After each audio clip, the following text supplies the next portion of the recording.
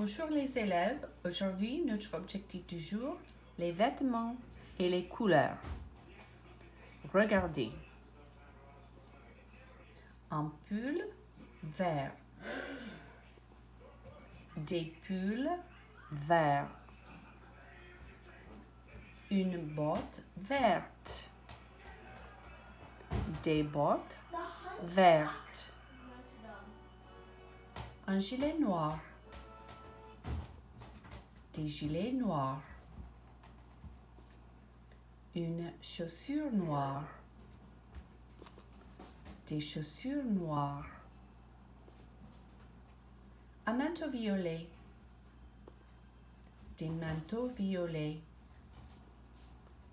Une jupe violette. Des jupes violettes.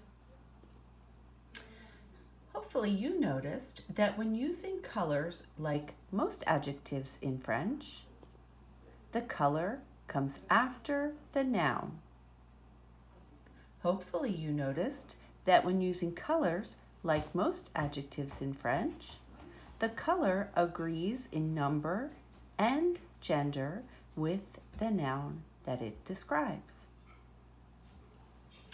So, like when we learned the adjectives to describe people, when we're using colors, sometimes there's a masculine version, a plural version, a feminine version, and a feminine plural version depending on what you're describing.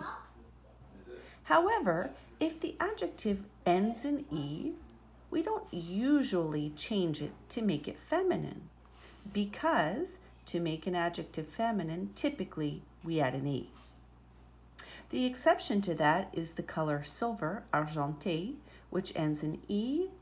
We do add an E to make it feminine because this E is the E accent aigu.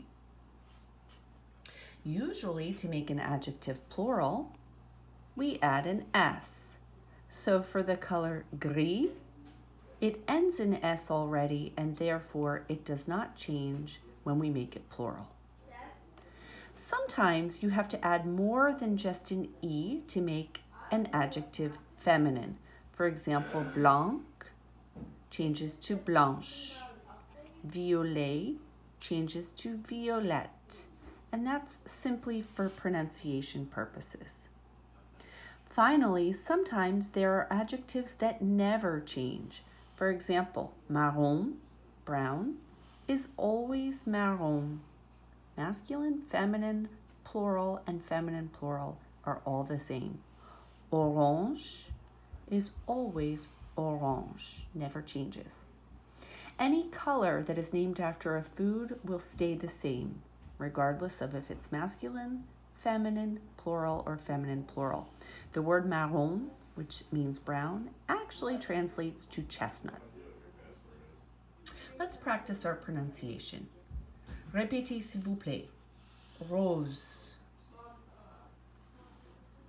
Jaune. Rouge. Vert. Verte. Bleu. Noir. Gris. Grise. Blanc, blanche, violet, violette, d'or.